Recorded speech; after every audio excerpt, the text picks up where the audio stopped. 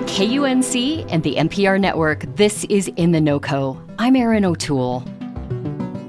Colorado teachers say their students are missing something that helps determine their academic success. You might call it grit. If a student who struggles with math studies hard and performs well on their math test, that's grit. If they complete a homework assignment that was really tough to finish, that's also grit. It is basically a person's level of determination to stick through challenges, to not give up, to push themselves, and to just really put their head down and work through a problem until they get to the other side. That's reporter Erica Brunlin, who wrote about grit for the Colorado Sun. Educators told her that since the pandemic, they're seeing a lot less of it in the classroom. And they say it results in lower test scores for K-12 students. Erica also heard advice from experts about how we can help foster this trait in our kids. I spoke with her in January, and with the new school year starting for many this month, we're listening back to that conversation. Erica told me she started looking into the concept of grit after a conversation with a teacher that really stuck with her.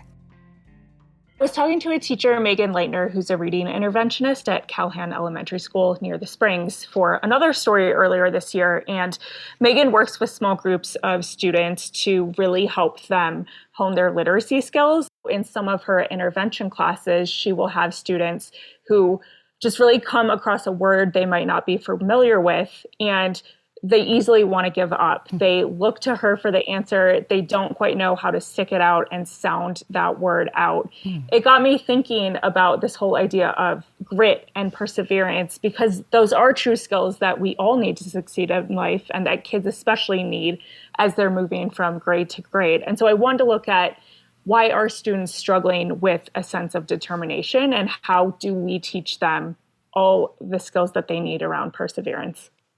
Many of the people you spoke with attribute a lot of the loss of grit to the pandemic. You spoke with psychologist Angela Narayan about this. How did she explain the impact the pandemic had on student success? There are a lot of factors going into why kids are struggling more with grit these days. One thing that Dr. Narayan really seized on is that academic expectations have shifted coming out of the pandemic. Dr. Narayan was saying that during COVID, so many schools went to remote learning, and the emphasis became less on rigorous academic content and more on just engaging kids, making sure children were okay, that they were showing up to school every day, that they were really just getting by. Now that the pandemic is mostly behind us and this kind of new normalcy in schools has resumed, teachers are largely trying to institute much more rigorous expectations and standards in their classroom. And kids are really having a hard time with that. They don't know how to adapt to a higher bar in classrooms when during the pandemic, they were kind of getting points for just showing up and engaging. And so it's really a shift in mindset, and teachers are really trying to figure out how do you push students to be more ambitious, to reach for concepts that might just be out of their grasp, but that if they stick with it, they can really reach. And the idea of a productive struggle, that is a term used by educators to describe how students should be able to learn. What does productive struggle look like? Why is it important? A few teachers throughout my reporting cited this idea of productive struggle.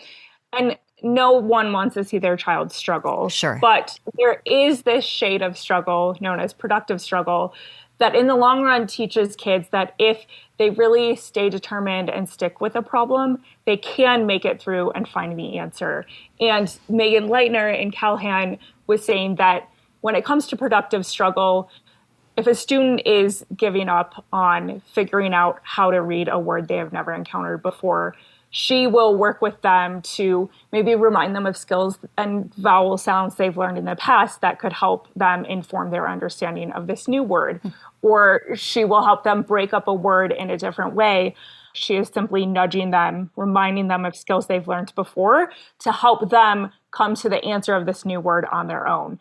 So productive struggle is really working with students to encourage them through a struggle, but not give them the answer or solve the problem for them. And this can really help them in the long run build up their understanding of their own capabilities and their own perseverance. And it sounds like instead of feeling, embarrassed about past mistakes, it's actually empowering to be able to learn from those. Oh, absolutely. Some of the pointers that my sources gave me in terms of helping kids with their grit is by taking some of the pressure off, focusing on this idea of progress over perfection, and showing kids that there can be fun in trying and there can be fun in the attempt. You wrote about some innovative tactics that educators are using to build resilience in their students. Can you tell us about one of these tactics someone used that really surprised you or impressed you? Yeah, so I was able to shadow Megan Leitner's class in Callahan, and her students, we were in a grade of fourth graders.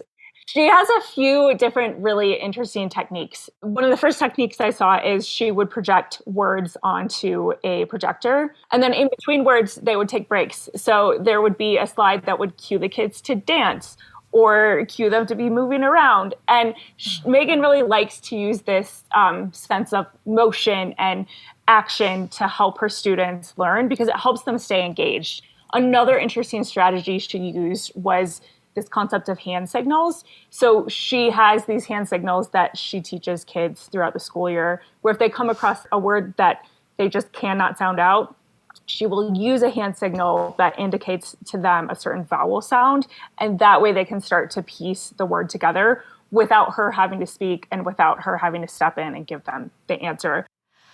Some of this reporting may feel distressing for parents, and no parent wants to think about their child flailing. Let's talk about what parents can do to help their kids. What are some things we can do if we want to encourage grit in our kids? It's really important for parents to model a sense of grit at home. One teacher gave me this example of a very daunting task of trying to organize and clean out a basement. And so a parent might show their child that they're approaching that by tackling one corner of the basement at a time. And on their first day, they're not going to clean everything, but they're going to chip away at it. And those little moments of progress are actually very big wins. Another great example of helping kids develop grit revolves around playing rounds of really simple games. So Dr. Narayan was saying that it's helpful for families to sit down with their child and play easy to learn card games. She gave Uno as a helpful example. And if you play fast rounds of these games, kids will have experiences both winning and losing. And so kids can see, well, I lost, but I have another chance to try again. That's Colorado Sun reporter Erica Brunlin. I spoke with her earlier this year about how Colorado educators are working to instill more grit in their students. We'll include a link to her story in the show notes and at KUNC.org. If you have a comment on today's show or a story idea that you'd like us to know about, send us an email. You can do that at noco@KUNC.org. That's it today for In The NoCo. I'm Erin O'Toole. Thanks so much for listening.